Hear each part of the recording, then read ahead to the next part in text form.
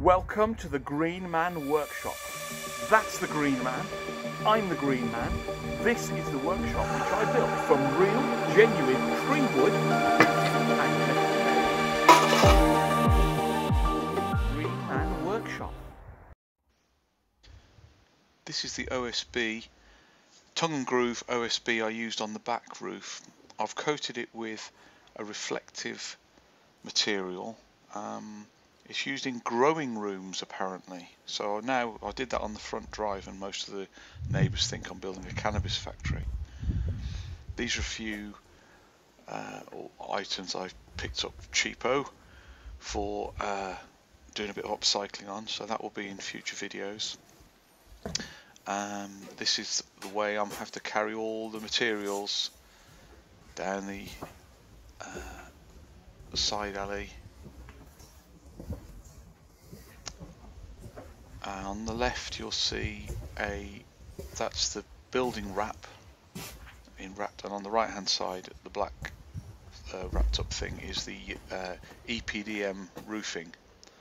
This is why I need a big workshop, because that's the state of the shed at the moment. So this is why I need somewhere I can get to my tools and have some working space. Scrap, loads of nails, and this is some of the OSB sheet with the silver reflective material already stuck on.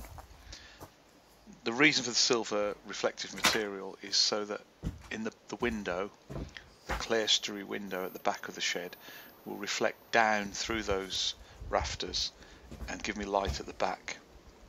I'm also putting this aluminium tape onto the roof members again to make a nice reflective surface at the back.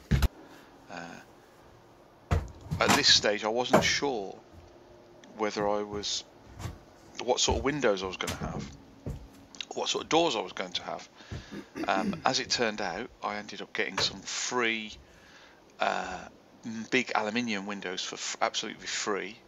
So I've got big windows in the side of the workshop, and I've also got glass doors, so this actually gets lots of light anyway, but this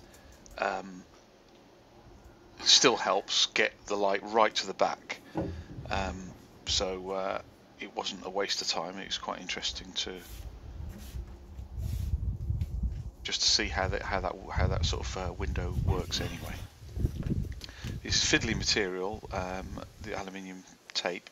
It's got paper backing, so you have to cut it and then peel the paper backing off and then stick it on. This is really a sort of leftover roll from when I sealed in between the insulation for the floor.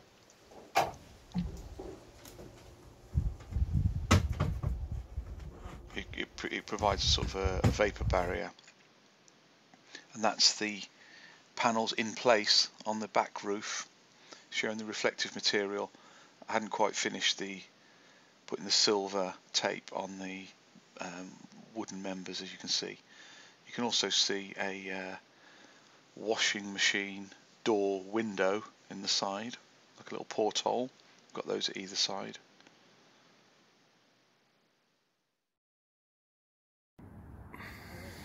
This is the EPDM rubber, which I've had to carry up onto the roof and lay out. You lay it out in the sunshine for an hour or two and it softens it and gets all the crinkles out.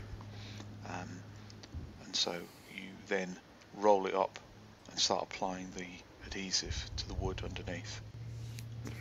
So this is me pulling the sheet back. You just sort of fold it over without falling off the roof. It's quite difficult holding a camera in one hand and manipulating a thing like this, so you have to excuse the shaky camera.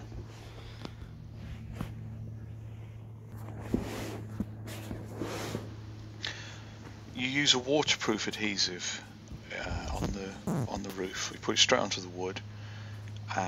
Put that in the middle part, and then you leave about a 4-inch gap around the edge, which you then glue down with a contact adhesive later. So this is the waterproof adhesive going on. It's very easy, nice to work with. You know, it's like just putting a bit of paint on the wall, really. So, you know, it's very easy to roll it on. No smell or anything like that. It washes off your hands easily. You then pull the rubber over this adhesive and then brush the bubbles out with a broom. It couldn't be easier.